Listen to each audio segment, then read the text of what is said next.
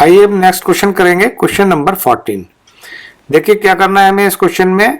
यहाँ पर हमको एक फंक्शन दिया हुआ है एफ और हमको इसकी कंटिन्यूटी डिस्कस करनी है, यानी इसके हर पॉइंट पर हमको कंटिन्यूटी चेक करनी है कि फंक्शन हमारा ये कंटिन्यूअस है या नहीं है। तो देखते हैं, इसको नंबर लाइन पे पहले देख लेते हैं, समझ लेते हैं।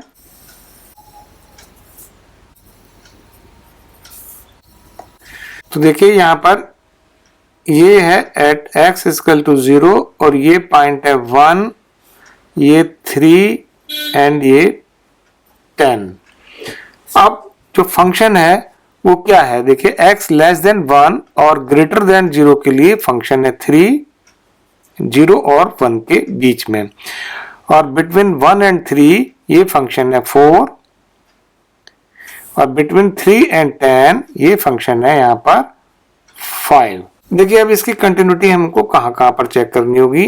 इसकी कंटिन्यूटी हम चेक करेंगे x less then 1 and greater then 0 पर, 0 और 1 के बीच में, x less than 3 and greater than 1 यानी 1 और 3 के बीच में, x less then 10 and greater then 3 और 10 के बीच में। इसकी कंटिन्यूटी हम चेक करेंगे एट x इक्वल टू 1 और एट x इक्वल टू 3 पर, at x equal to 1 at x equal to 3 पर भी इसकी कंटिन्यूटी चेक करेंगे। एट x इक्वल टू 0 और एट x इक्वल टू 10 पर इसकी कंटिन्यूटी चेक करने की जरूरत नहीं है, क्योंकि देखिए यहाँ पर x लेस देन 0 के लिए यानी इस साइड में ये फंक्शन यहाँ पर डिफाइंड नहीं है, और x ग्रेटर देन 10 के लिए भी ये फंक्शन यहाँ पर डिफाइंड नहीं है, यानी फंक्शन जो है 0 और 10 के बीच में है, और ब्रेकिंग पॉइंट इसके 1 और 3 है, 0 और 10 नहीं है। इसलिए ये हमारे केवल 5 केसेस ही बनते हैं इसकी कंटिन्यूटी चेक करने के लिए। तो लेते हैं सबसे पहले हम केस 1 में x less then 1 and x greater than 0 के लिए इसकी कंटिन्यूटी चेक करेंगे। तो ये हमारा हो गया case 1 for x less then 1 and greater then 0। Continuity इसके लिए चेक करेंगे। यहां पर देखिए फंक्शन जो f(x) है वो क्या है। जब x लेस देन 1 और ग्रेटर देन 0 है तो फंक्शन है नंबर 3। अब इसकी कंटिन्यूटी किसी पॉइंट c पर चेक करेंगे, यानी at x equal to c पर, जहां पर कि c कोई भी एक रियल नंबर है और c की जो वैल्यू है वो बिटवीन 1 एंड 0 है। c is less than 1 and greater then 0, क्योंकि x भी यहाँ पर लेस देन 1 और ग्रेटर देन 0 है। तो फंक्शन की सबसे पहले हम वैल्यू निकाल लेते हैं at x equal to c पर। यहाँ पर फंक्शन में हम x की वैल्यू c पुट करेंगे, लेकिन x नहीं है तो इसकी वैल्यू 3 आएगी। अब इसकी लिमिट निकाल लेते हैं। Limit x approaches c f(x) is equal to limit x approaches c और फंक्शन f(x) है यहाँ पर 3। x की वैल्यू यहाँ 3 पुट करेंगे, x नहीं है तो इसकी लिमिट भी 3 ही आएगी। अब ध्यान से देखिए फंक्शन की value at x equal to c पर आई है 3 और इसकी लिमिट भी 3 है, दोनों वैल्यू यहाँ पर इक्वल है। यहाँ पर fc is equal to limit x approaches c f(x), दोनों वैल्यू हमारी 3 आई है। Therefore f(x) is continuous for x less than 1 and greater than 0। अब केस 2 ले लेते हैं, यानी x लेस देन 3 और x ग्रेटर देन 1 के लिए इसकी कंटिन्यूटी चेक करेंगे। Case 2 for x less than 3 and greater than 1। अब यहां पर फंक्शन f(x) क्या होगा। देखिए जब x less than 3 and greater than 1 है तो फंक्शन हमारा 4 है। अब इसकी कंटिन्यूटी चेक करेंगे किसी पॉइंट c पर। तो at x equal to c, जहां पर कि c है वो कोई भी एक रियल नंबर है एंड c जो है वो less than 3 and greater than 1 है, क्योंकि x भी यहाँ पर less than 3 and greater than 1 है। फंक्शन की सबसे पहले वैल्यू निकाल लेते हैं एट पॉइंट c पर। यहाँ x की वैल्यू c पुट करेंगे, x नहीं है तो इसकी वैल्यू 4 ही आएगी। अब लिमिट निकाल लेते हैं। Limit x approaches c function f(x) is equal to limit x approaches c और जो फंक्शन fx है वो है 4, तो यहाँ 4 ले लेंगे इज इक्वल टू, इसमें x की वैल्यू c पुट करेंगे, x नहीं है तो ये वैल्यू यहाँ पर 4 आएगी। तो फंक्शन की value at x equal to c पर आई है 4, इसकी लिमिट भी आई है 4, दोनों वैल्यू इक्वल है। f at x equal to c is equal to limit x approaches c function fx, दोनों की वैल्यू यहाँ 4 आई है। Therefore fx is continuous for x less than 3 and greater than 1। तो फंक्शन यहां पर पहले दो केसेस में कंटिन्यूअस है। अब तीसरा केस लेंगे x less then 10 and x greater than 3 के लिए।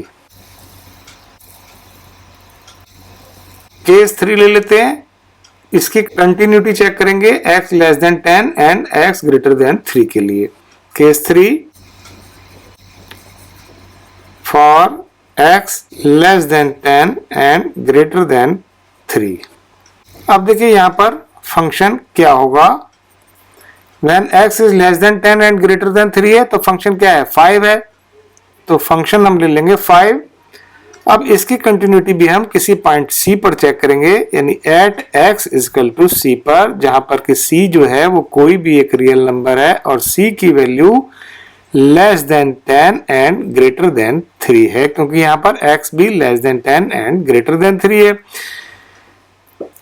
तो सबसे पहले हम फंक्शन की वैल्यू निकाल लेते हैं at x equal to c पर। यहां पर x की वैल्यू c पुट करेंगे, लेकिन x नहीं है तो इसकी वैल्यू 5 ही आएगी। लिमिट निकालेंगे इसकी, limit x approaches c f(x) is equal to limit x approaches c।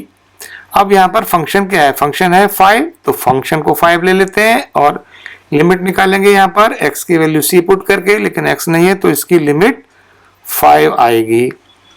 अब ध्यान से देखिए फंक्शन की value at x equal to c पर आई है 5, इसकी लिमिट भी 5 है, यानी f at x equal to c पर आई है 5 और इसकी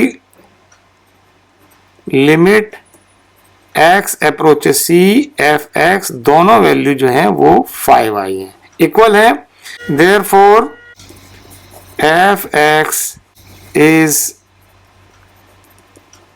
continuous for x less then 10 and greater then 3। तो तीनों केस में हमारा ये फंक्शन कंटिन्यूअस आया है। अब इसकी कंटिन्यूटी चेक करेंगे एट x इक्वल टू 1 पर और एट x इक्वल टू 3 पर। तो सबसे पहले कंटिन्यूटी चेक कर लेते हैं एट x इक्वल टू 1 पर। Case 4 at x equal to 1। अब देखिए फंक्शन f(x) यहां पर क्या होगा, x जब 1 के इक्वल है तो फंक्शन है यहां पर 3, तो फंक्शन ले लेते हैं 3। अब फंक्शन की वैल्यू निकाल लेते हैं एट x इक्वल टू 1 पर। x की वैल्यू यहां 1 पुट करेंगे और इसकी वैल्यू निकालेंगे, x यहां पर है नहीं तो इसकी वैल्यू भी 3 ही आएगी।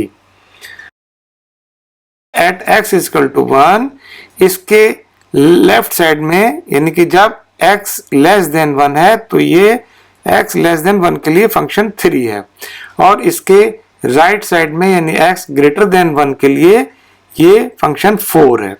फंक्शन यहाँ पर चेंज हो रहा है, इसलिए इसकी लेफ्ट हैंड लिमिट और राइट हैंड लिमिट दोनों निकालेंगे और इसकी कंटिन्यूटी चेक करेंगे। देखिए सबसे पहले निकाल लेते हैं इसकी लेफ्ट हैंड लिमिट,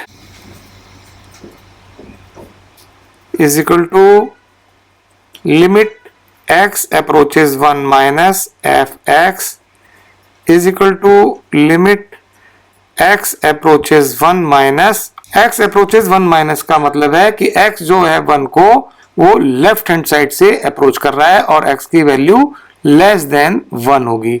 जब x लेस देन 1 है तो फंक्शन क्या है, फंक्शन है 3, तो यहां हम ले लेते हैं फंक्शन 3। अब इसकी लिमिट निकालेंगे, x की वैल्यू यहां 1 पुट करेंगे, x नहीं है तो इसकी वैल्यू 3 ही आएगी।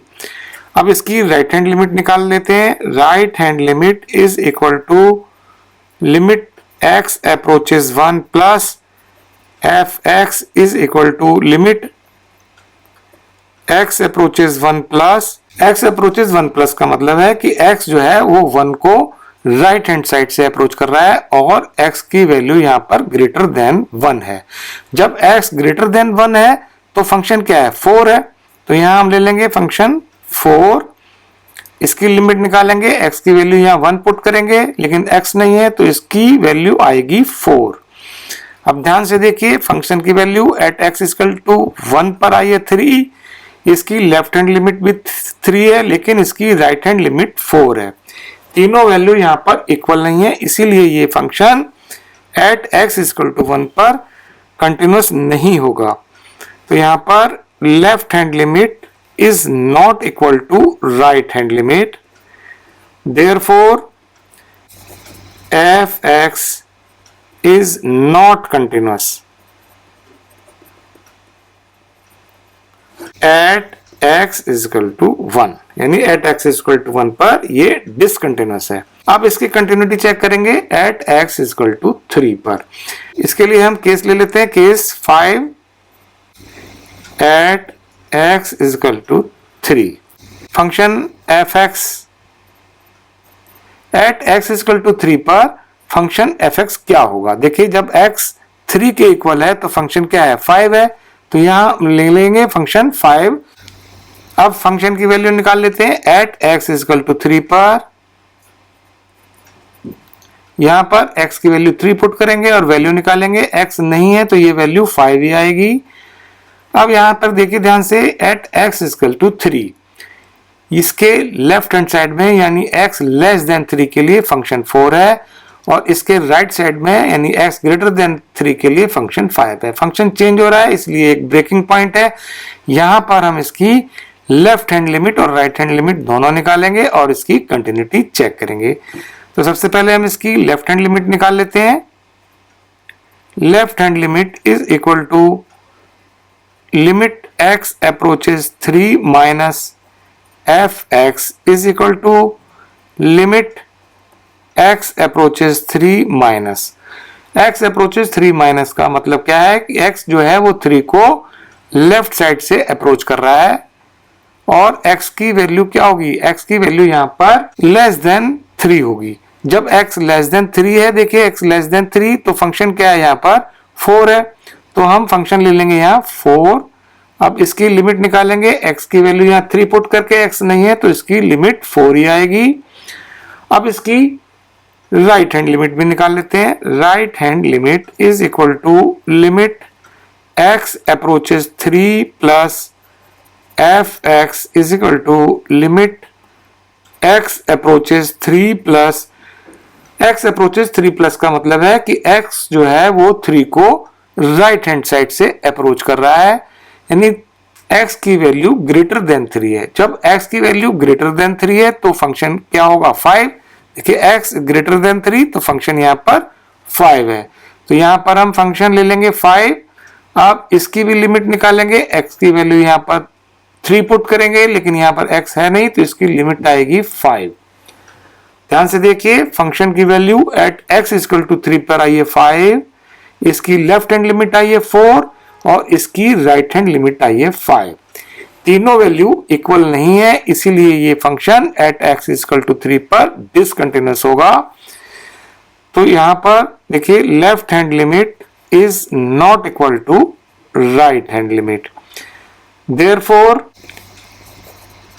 f(x) is not continuous at x is equal to 3।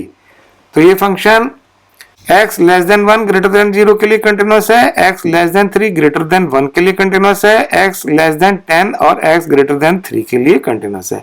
लेकिन एट x इक्वल टू 1 और एट x इक्वल टू 3 पर ये फंक्शन डिसकंटिन्यूअस है।